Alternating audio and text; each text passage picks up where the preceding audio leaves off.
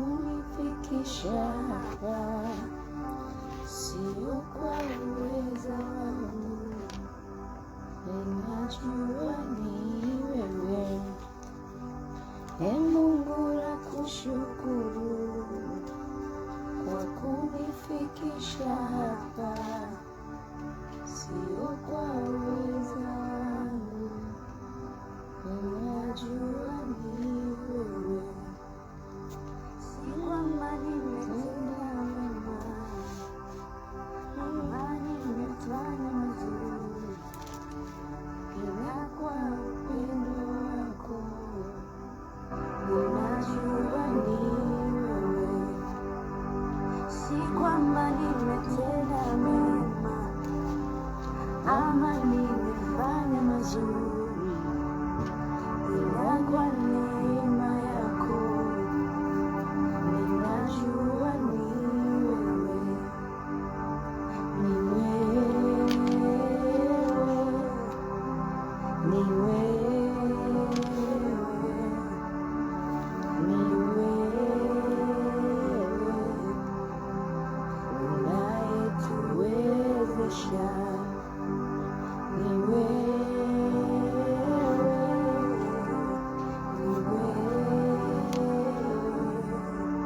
Karabusha ndarabosi karabusata riko saka tarabosaya. Salem, ninakusalimu katika jina la Yesu Kristo. Ninakusalimu katika jina la Yesu Kristo, mahali popote ambapo unanifuatilia. Naamini ya kwamba huruma za Bwana ziko pamoja na wewe asubuhi ya leo, ikiwa ni Jumatatu njema ambayo Bwana ameifanya, ikiwa ni Jumatatu ambayo Mungu ameifanya kwa ajili yetu ili tuweze kuyatimiza makusudi yake. Naamini mahali popote ulipo, huruma za Mungu ziko pamoja na wewe, na ndio maana amekuamsha salama. Mahali popote ulipo, ninakusalimu katika jina la Yesu. Iwe ni Tanzania au nje ya Tanzania, ninakusalimia katika jina la Yesu. Ninaamini upo salama Jumatatu iliyojaa utukufu wa Mungu, Jumatatu yenye kibali cha Bwana, Jumatatu ambayo imejaa neema, Jumatatu ambayo Mungu ameiandaa kwa ajili yako.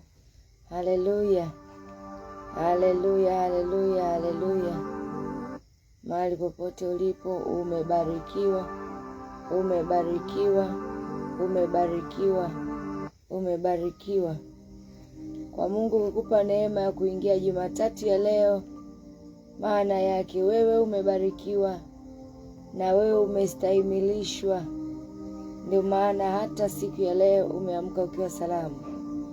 Mahali popote ulipo, huruma za Mungu ziendelee kuongea juu ya maisha yako katika jina la Yesu Kristo.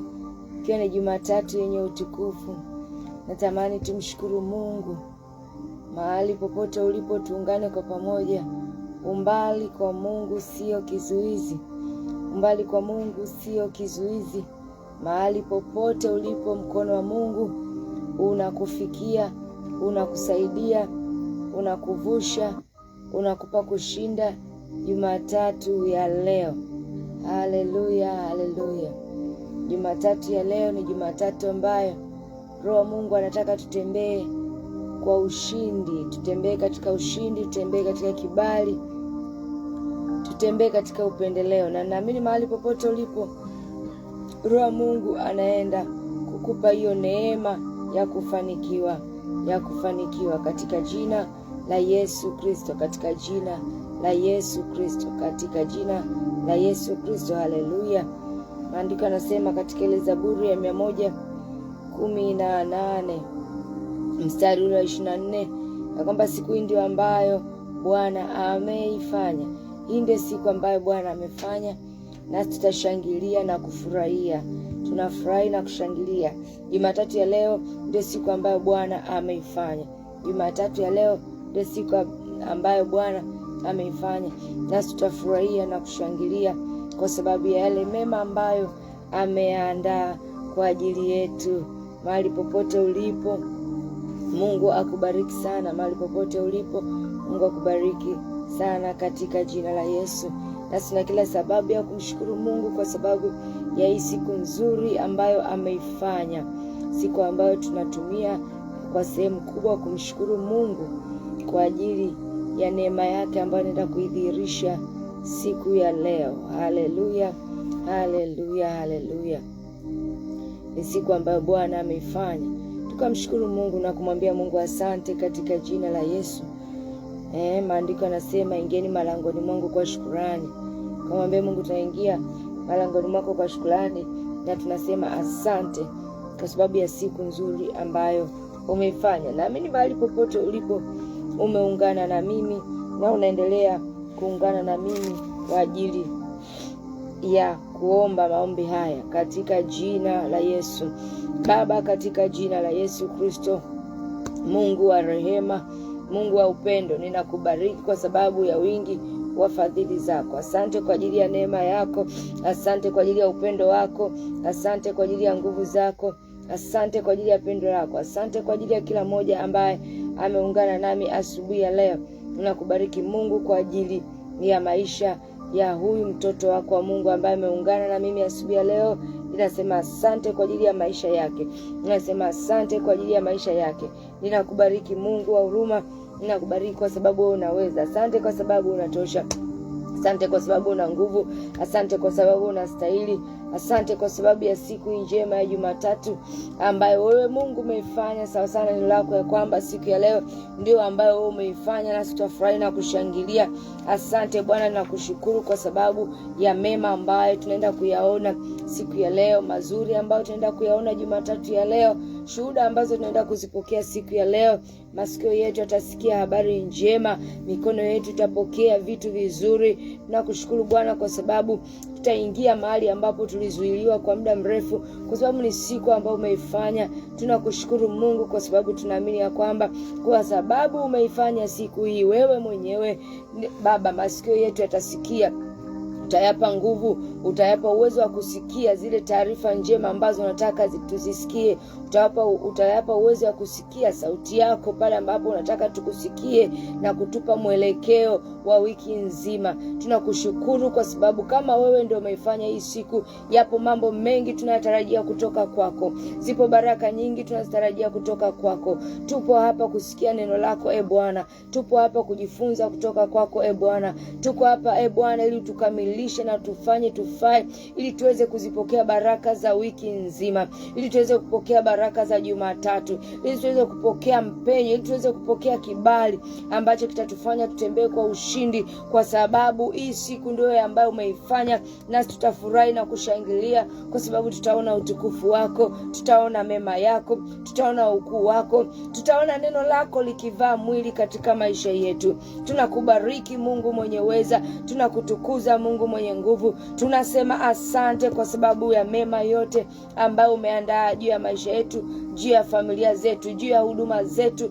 juu ya karama zetu, juu ya kazi za mikono yetu, juu ya watoto wetu, juu ya ofisi ambazo tunafanyia kazi, juu ya mipango yetu yote ambayo tupo nayo. Hii ni siku ambayo umeifanya Bwana, nasi tunatambua kwamba kwa rehema zako Bwana tutayaona mambo makuu. Nasi tunashuka kwako tukisema Bwana, tuonyeshe mema yako siku ya leo, tuonyeshe uzuri wako siku ya leo, tuonyeshe utukufu wako siku ya leo Bwana. Wewe Mungu wa rehema, Mungu ambaye hujawahi kushindwa, wewe unaweza. Ndio maana tunasema asante. Asante kwa sababu tunatambua kwamba siku ya leo utatuunganisha na baraka zetu, utatuunganisha na watu wetu sahihi, utatuunganisha na wale watu ambao Bwana umekusudia wafanyike kwa baraka kwenye maisha yetu, na sisi tufanyike baraka kwenye maisha yao. Asante kwa sababu ya neema yako Mungu. Ninakubariki pamoja na yule mtu mmoja ambaye ameungana na mimi asubuhi ya leo Bwana. Kwa imani moja tunasema asante.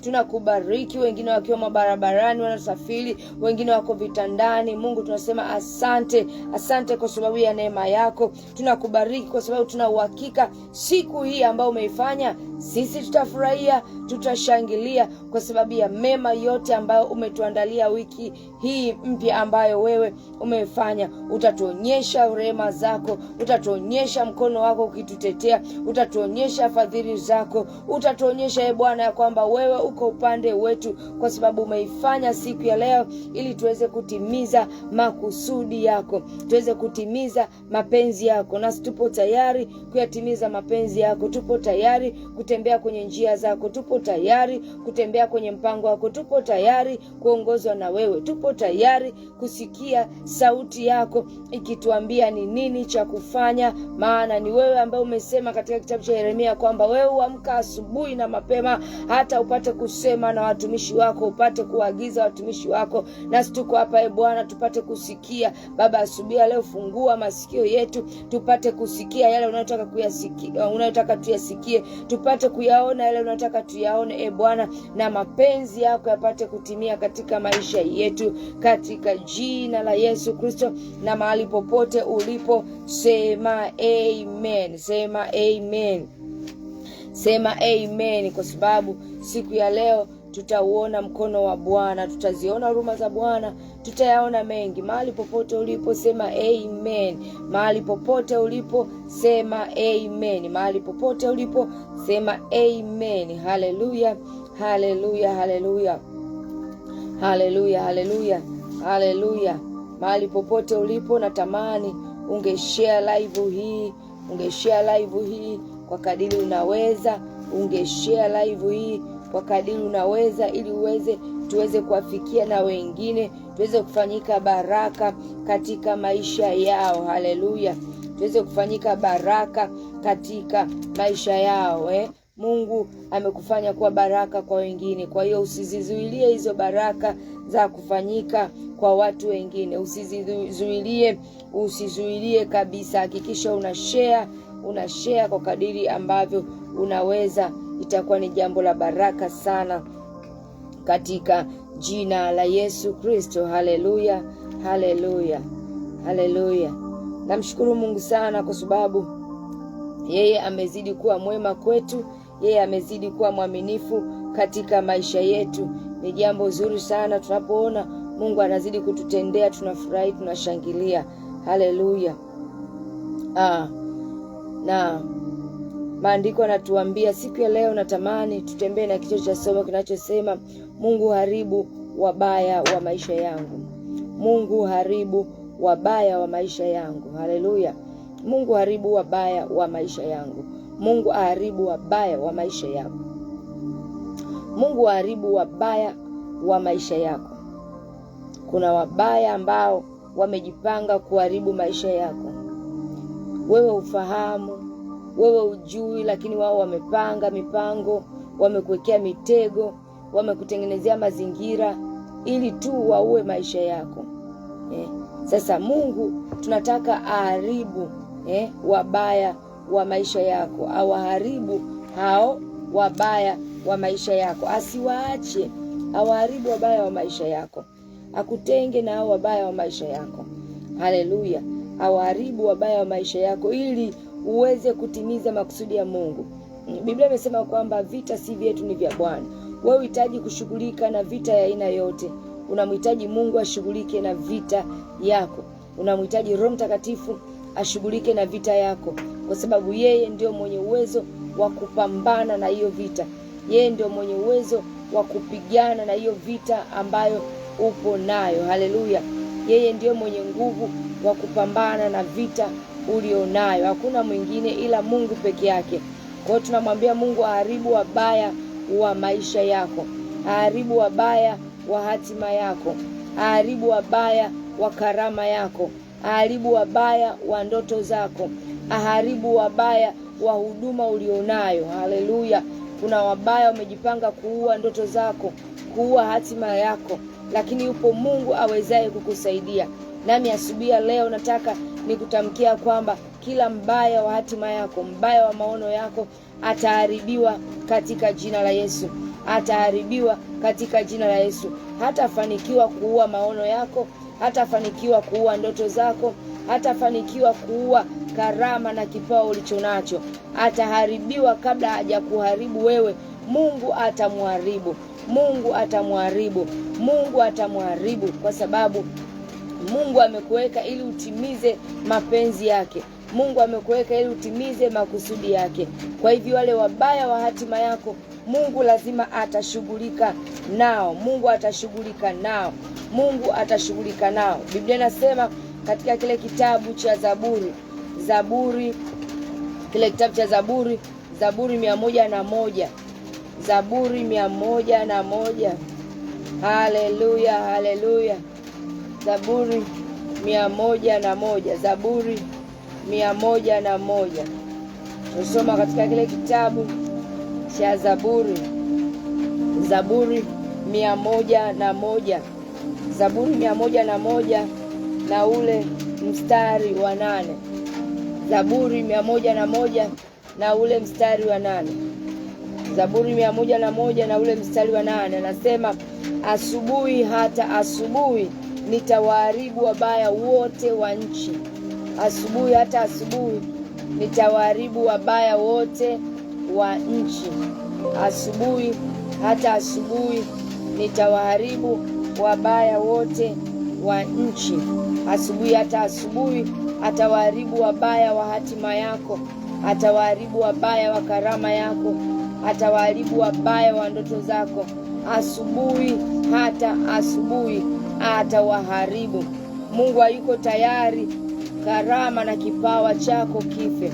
Mungu hayuko tayari maono yaliyo ndani yako yafe.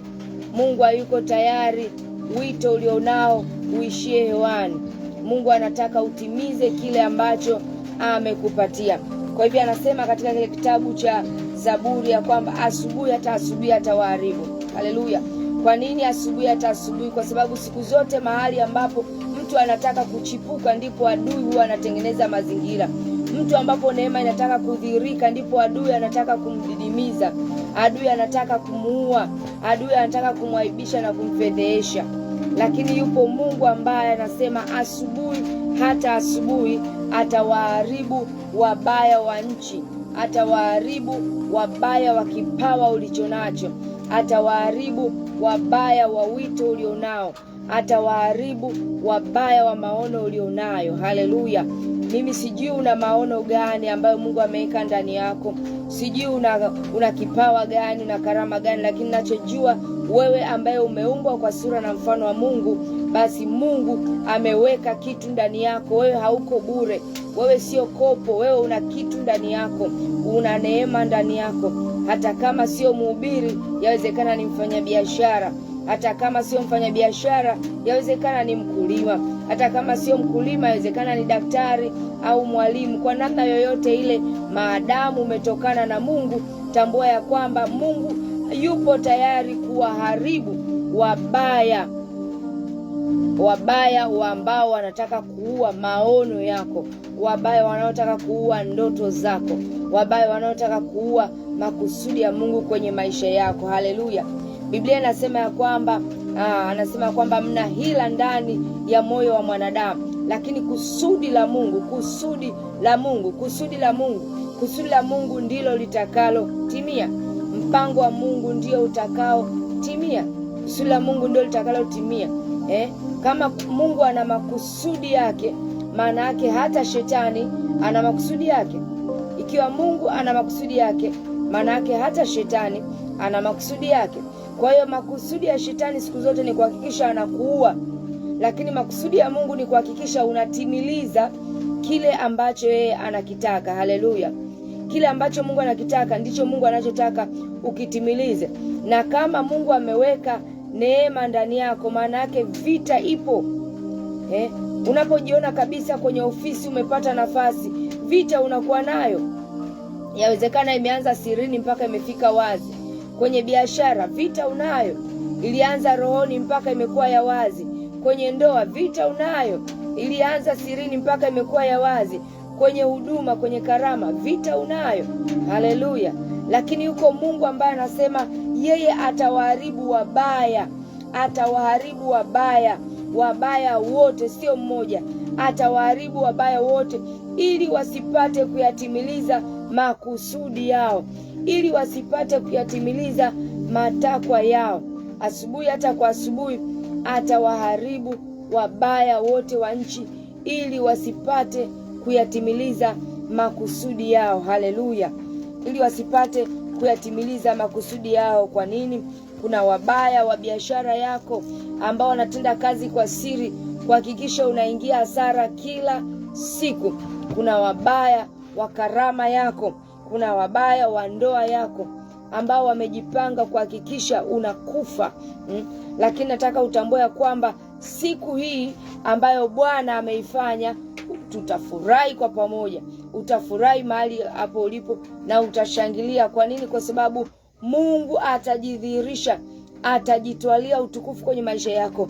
Mahali adui alikutegeshea mtego, basi uwe na uhakika huo mtego watanasa wenyewe.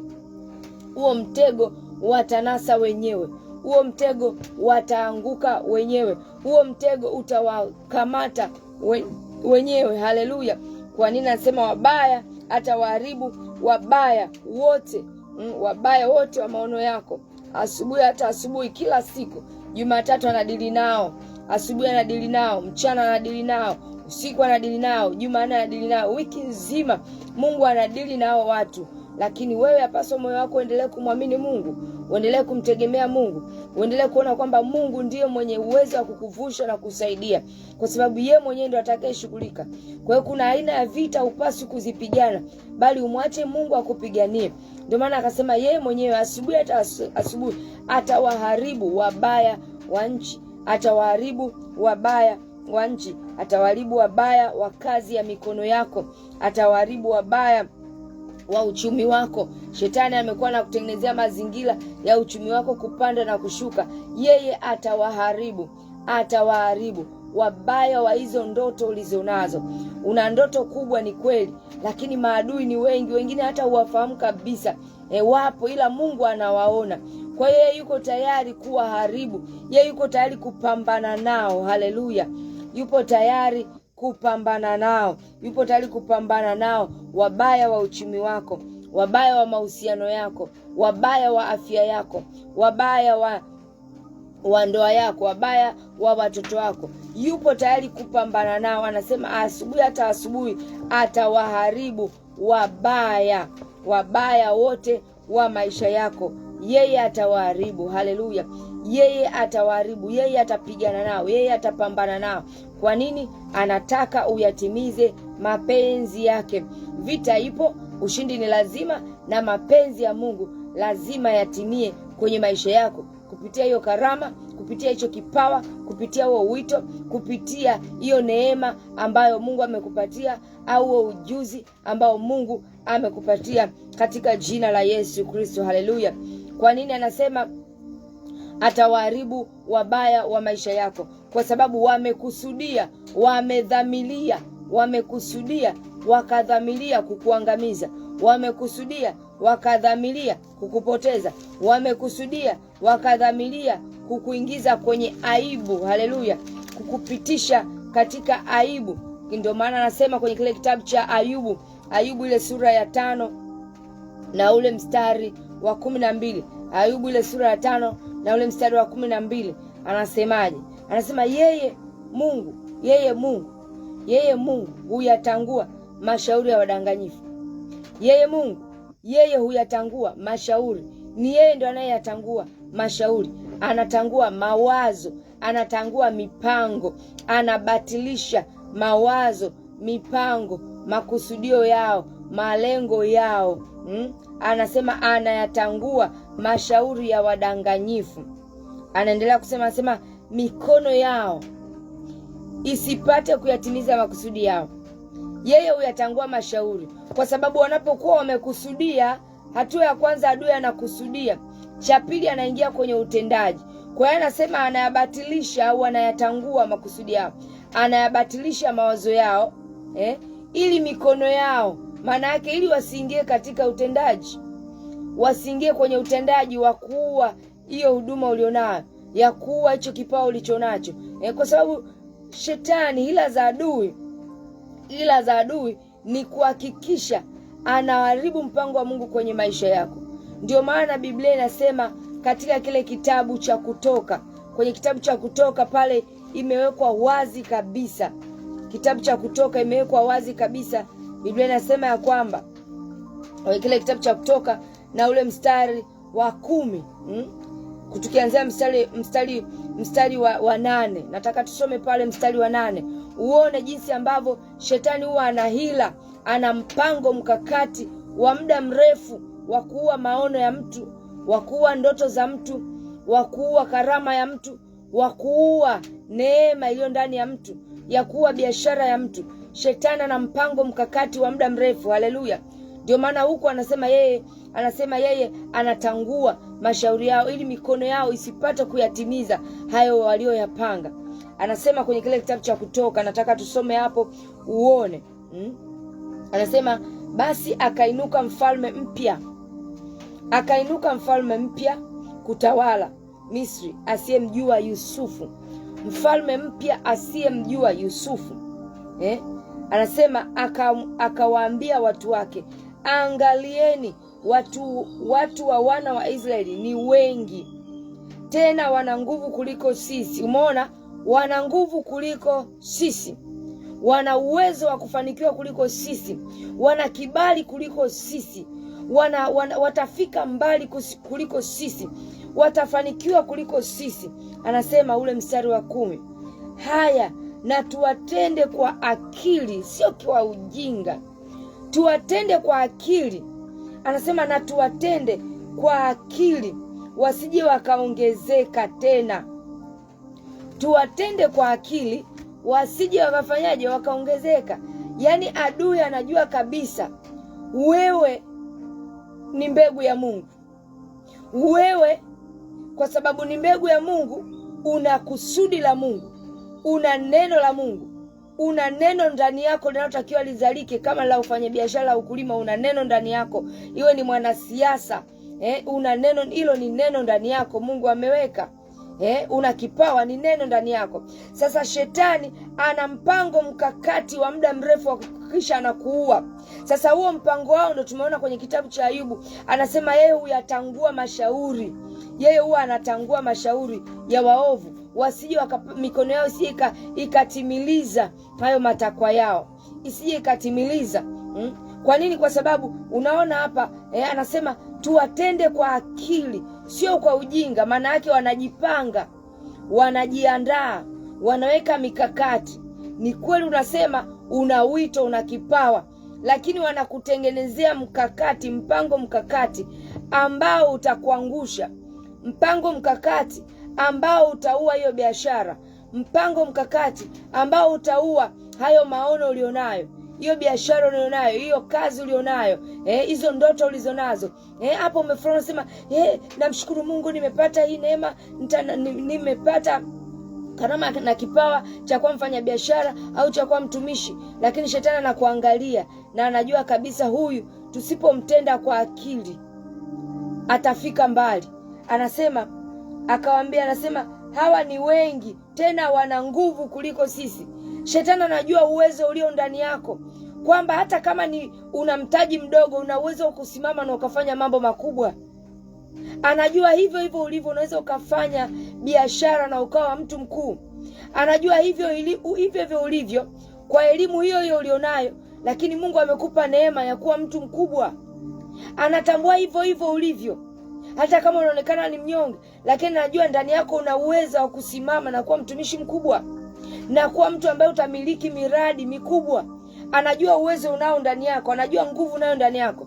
Kwa hiyo nguvu ulionayo inamtisha, nguvu ulionayo inamuogopesha, nguvu ulionayo inamfanya akaya fikiri ni kwa jinsi gani atakuharibu. Sasa hii utaona unatembea vizuri, lakini kesho amekuwekea mtego. Ndio maana akasema tuwatende kwa akili. Shetani hakutendi kijinga, na wala usimuite shetani ni mdogo, wala ukasema shetani hana nguvu. Shetani ana nguvu kwa sababu usiposimama na Mungu atakutenda kwa akili. Ndio maana akasema tuwatende kwa akili, sio kijinga. Tuwatende kwa akili kwa sababu watu hao wana nguvu. Watu hao wana nguvu. Wasije wakaongezeka. Kwa sababu wana nguvu, wataongezeka. na wakiongezeka sisi tutakuwa hatuna nguvu ya kuwa manage hawa, ya kuwasimamia hawa. Kwa hiyo watageuka, wataanza kututawala wao, kwa sababu wao wana nguvu. Kwa hiyo anasema tuwatende kwa akili, tuwatende kwa akili. Asubuhi ya leo sema sitatendwa kwa akili na shetani. Sema kabisa sitatendwa kwa akili. Mpango wa shetani hautatimia juu yako. Hawezi kukutenda kwa akili. Ndio maana mara zote napenda kusema usijidharau. Hivyo ulivyo, shetani anakuogopa na ameweka mpango mkakati wa kukuangusha. Japokuwa unajiona kama vile uwezi, unajiona kama vile ni mdogo, unajiona kama vile ni dhaifu, unajiona kama vile Gideon alivyokuwa anajiona, lakini wewe si mdogo. Shetani ameweka mpango mkakati wa kukumaliza. Katika huo udogo wako unaoona, wewe sio mdogo kwenye ulimwengu wa roho. Wewe ni mkubwa. Na anajua kabisa ndani yako una nguvu ya kuzaa, una nguvu ya kufanya mambo makubwa, una nguvu ya kuzalisha makampuni, miradi mbalimbali. Anajua unayo nguvu. Haleluya. Ndio maana Mungu kwa kulitambua hilo anasema asubuhi, hata asubuhi atawaharibu wabaya wako, kwa sababu wao mpango wao kila siku wana jambo wanataka walitimilize. Kila siku adui ana jambo anataka litimilize, kuua ulichonacho, kuua maono ulionayo. Kila siku ana mpango mkakati wa kuhakikisha anatimiliza. Kila siku. Kwa hiyo lazima wewe usimame na kumtegemea Mungu. Wewe umwamini Mungu. Na wiki hii mwambie Mungu, haribu wabaya wa maisha yangu, wabaya wa hatima yangu, wabaya wa ndoto zangu, wabaya wa maono yangu. Kwa sababu wapo, sio kwamba hawapo. Kuna watu unaona wanakupenda, kuna watu unaona unaongea nao vizuri, lakini hao shetani anawatumia ili kukuharibu kwa siri. Hao anawatumia ili wakuue, ili wakupoteze. Hao anawatumia kwenda kwa bosi wako kusema wewe una matatizo. Hao anawatumia kukusema vibaya. Hao shetani anawatumia. Na ndio maana Mungu anasema ya kwamba anasema ni huruma zake hatuangamii. Yeye yupo kuhakikisha hatuangamii, hatupotei, wala makusudi yake hatuishi njiani kuyatimiza, kwamba tutaendelea kufanya makusudi ya Mungu mpaka tutakapoyatimiza. Haleluya. Na ni lazima uyatimize makusudi ya Mungu. Kwenye hiyo nafasi ambayo Mungu amekuweka, ni lazima utimize makusudi ya Mungu. Kwa hiyo wewe unachopaswa kusema ni nini? Kwamba Mungu, haribu wabaya wa maisha yangu, haribu wabaya wa maono yangu, haribu, usiwaache. Wewe ndio unajua kwenye kiwango gani wamefika cha kutaka kunipoteza, na wewe ndio una nguvu hizo za kuwamaliza. Kwa hiyo Mungu peke yake ndio mwenye nguvu ya kukusaidia. Haleluya. Atabatilisha, anasema atabatilisha ili mikono yao isipate kuyatimiza matakwa yao. Mikono yao isipate kutimiza matakwa yao. Haleluya. Asubuhi ya leo nataka niombe na wewe. Huyu Mungu wa huruma hapendi upotee. Huyu Mungu wa huruma anataka ufike mbali. Anataka uzifikie ndoto zako. Anataka ufikie maono yale ambayo ameweka ndani yako. Anataka utimilize kusudi lake. Haleluya. Ndio maana akasema ya kwamba asubuhi, hata asubuhi nitawaharibu. Mwambie Mungu, asubuhi yangu, ndani ya asubuhi yangu, katika asubuhi yangu ya Jumatatu hii, haribu wabaya wote mahali pangu pa biashara. Haribu wabaya wote mahali pangu pa kazi. Haribu wabaya wote kwenye wito wangu. Wabaya wote waliojipanga kuniua, kunididimiza, kunifanya niaibike, kunifanya nifedheke. Haribu wabaya wote mahali pangu ambapo umeniweka. Haribu wabaya wote. Wewe ndiye unayewajua. Yeye Mungu wa huruma akuangalie na waharibu hawa wabaya. Aingilie kati kesi yako, aingilie kati changamoto yako, na waharibu wabaya wote wa nchi, wabaya wote wa mahali pako pa biashara, mahali pa ndoto zako, mahali pa watu wako sahihi, maana Mungu aweza kukupa watu sahihi na adui akajipanga kukuchafulia katikati ya watu sahihi. Haleluya. Mungu aharibu wabaya wa hatima yako. Mungu aharibu wabaya wa ndoto zako. Mungu aharibu wabaya wa kesho yako. Mungu akutetee na kukupigania katika jina la Yesu Kristo. Katika jina la Yesu Kristo. Wabaya wa kazi ya mikono yako, wanaotaka uingize hasara kila siku, wanaokutesa na roho za chuma ulete, Mungu akawaharibu katika jina la Yesu Kristo. Mungu akawaharibu katika jina la Yesu Kristo. Mungu akakupe neema ya kushinda katikati yao. Mungu akakupe neema ya kuwa mshindi katikati yao. Katikati yao wabaya ambao wamekusudia kukuharibu, katikati yao wabaya ambao wamekusudia kukupoteza, katika jina la Yesu Kristo. Haleluya, haleluya. Mungu wa neema, Mungu wa rehema aendelee kukupigania, aendelee kukutetea na ajionyeshe mwenye rehema kwenye maisha yako. Afunue rehema zake kwako ili utembee katika ushindi, ili utembee katika kibali, ili utembee katika kuneemeka katika jina la Yesu Kristo. Katika jina la Yesu Kristo. Mungu aharibu wabaya wa mahusiano yako. Umekuwa ni mtu ambaye kila siku unaanzisha mahusiano, kila siku una mahusiano mapya, kila siku una kazi ya kuwa na mahusiano mapya, kila siku una kazi ya kuwa na marafiki wapya, kila siku una kazi ya kupata kazi mpya. Kila siku ukifanya leo, kesho unatafuta nyingine. Unafanya leo unafukuzwa, kesho unatafuta nyingine, kesho kutwa umepata unafukuzwa. Hapana. Mungu akomeshe hiyo vita. Mungu aikomeshe hiyo vita. Awaharibu wabaya wa ndoto zako, wabaya wa kazi yako, wabaya wa elimu yako, wabaya wa hayo maono ulionayo katika jina la Yesu Kristo. Kuna watu wana vita kwenye ofisi yako, wana vita na wewe pasipo hata kujua wala kuelewa. Mungu awaharibu. Anasema asubuhi, hata asubuhi nitawaharibu wabaya wote wa nchi. Kwa hiyo atawaharibu wabaya mahali pako pa kazi. Mwambie Mungu, haribu wabaya wa maisha yangu, mahali pa kazi, mahali pa ndoa, mahali pa biashara, mahali kwenye maisha yako. Mungu haribu wabaya wote ambao wamejipanga wiki hii, mitego walioiweka, mitego walioiandaa, wakanaswe wao. Wewe usinaswe katika jina la Yesu. Wewe hautanaswa katika jina la Yesu. Hautanaswa kwenye mitego. Wewe mwambie tu Mungu, haribu wabaya wa maisha yangu. Kwa hiyo mitego Mungu ataingilia kati. Mitego walioitega watanasa wao. Ubaya waliouandaa utawapata wao. Aibu walioiandaa itakuwa juu yao. Fedhea waliokuandalia itakuwa sehemu yao. Mahali ulikusudiwa ufukuzwe kazi, hautafukuzwa kazi, kwa sababu Mungu atawaharibu wabaya wa maisha yako, wabaya wa hatima yako, wabaya wa ndoto zako. Mikono yao haitatimiliza mabaya kwenye maisha yako. Hata kama walijipanga kwa miaka mingapi kukuondoa kwenye hiyo nafasi, kukuua, kuharibu uzao wako, Mungu hata ruhusu mikono yao iingie katika utendaji na kuua ndoto zako na kuua hilo neno ambalo yeye ameliweka ndani yako. Mungu hata ruhusu katika jina la Yesu. Mungu hata ruhusu hata mara moja katika jina la Yesu Kristo. Katika jina la Yesu Kristo. Ninaibariki Jumatatu yako. Ninaibariki asubuhi ya Jumatatu hii yako. Ninaibariki katika jina la Yesu Kristo. Ninaondoa kila uharibifu wote ndani ya Jumatatu yako. Ninaondoa roho za utasa ndani ya Jumatatu yako.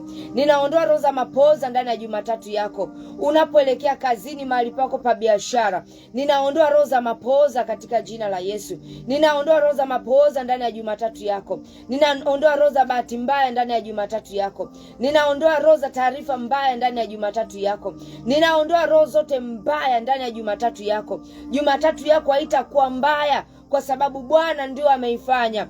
Haitakuwa mbaya katika jina la Yesu. Ninakutangazia Jumatatu ya leo itakuwa ni Jumatatu ambayo imebeba ushuhuda wako, imebeba furaha yako, imebeba kibali chako katika jina la Yesu Kristo. Ninakutangazia Jumatatu ya leo itaambatana na taarifa zako nzuri, itaambatana na watu wako sahihi kukutafuta, itaambatana na taarifa nzuri kutoka ofisini, itaambatana na taarifa nzuri kutoka kwa watu wako sahihi, itaambatana na taarifa nzuri mahali ulisaulika katika jina la Yesu Kristo. Ninaibariki Jumatatu yako. Jumatatu yako ikawa imejaa utele na mema yote ambayo Mungu aliandaa. Kwa sababu kama ni siku ambayo Bwana ameifanya, maana yake ina mema yote. Iko full package. Mungu ameweka huko baraka, ameweka kibali, ameweka watu wako sahihi, ameweka habari njema. Basi hayo mambo mema yote aliyoweka Mungu ndani ya Jumatatu ya leo yakawe kwako katika jina la Yesu. Yakatimilike kwako na kudhihirika katika jina la Yesu. Yakaonekane kwako katika jina la Yesu. Yakadhihirike mahali pako pa biashara. Ile habari njema ya faida kwenye biashara ikatimie kwako katika jina la Yesu. Mungu akuletee wateja mahali pako pa kazi. Mungu akupatie watu sahihi mahali pako pa biashara. Mungu akuunganishe nao. Mungu akuletee watu wako sahihi. Mungu akuinulie watu sahihi. Mungu akuinulia destiny helper wako katika jina la Yesu Kristo. Asubuhi yako ijawe na mema yote ambayo Mungu amekusudia katika jina la Yesu Kristo. Mapooza hayatakuwa sehemu yako. Bahati mbaya haitakuwa sehemu yako. Aibu na fedheha haitakuwa sehemu yako katika jina la Yesu Kristo. Jumatatu yako imejawa na mema. Jumatatu yako imejawa na mazuri. Kama ninavyokutamkia, na ndivyo itakavyokuwa kwako. Umekusudia kuingia ofisi yoyote, umekusudia kusafiri, nasema Jumatatu yako itakuwa sababu ya wewe kupokea mambo mema ambayo Bwana ameyakusudia. Jua, mwezi, masaa na vyote siku ya leo, viumbe vyote vitashirikiana na wewe kuhakikisha unapokea mema yote ambayo Mungu ameyakusudia katika jina la Yesu Kristo. Katika jina la Yesu Kristo. Katika jina la Yesu Kristo. Kila kitu kitashirikiana na wewe kuhakikisha mapenzi ya Mungu yanatimia siku ya leo. Taarifa mbaya haitakuwa sehemu yako. Taarifa ya huzuni haitakuwa sehemu yako. Hakuna mabaya yoyote ambayo yamekusudiwa yatakuwa, kwa sababu Bwana amesema hata ruhusu mikono yao ipate kutimiza mabaya juu ya maisha yako. Hata ruhusu mikono yao iingie kwenye utendaji wa kuleta uharibifu kwenye maisha yako, ya kuleta uharibifu kwa watoto wako, ya kuleta uharibifu kwenye nyumba yako, katika jina la Yesu Kristo. Katika jina la Yesu Kristo. Kibali kitaambatana na wewe, mema yataambatana na wewe, utukufu wa Mungu utaambatana na wewe, shuhuda zitaambatana na wewe. Asubuhi ya leo ninakuombea macho yako yaone yale yote ambayo Mungu amekusudia uyaone siku ya leo. Macho yako yashuhudie yale yote ambayo Mungu amekusudia uyashuhudie siku ya leo kupitia macho yako. Asubuhi ya leo masikio yako hayatapishanishwa na habari njema. Masikio yako yatasikia habari njema.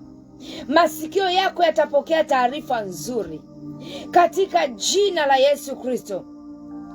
Katika jina la Yesu Kristo. Jumatatu ya leo utatembea katika ushindi.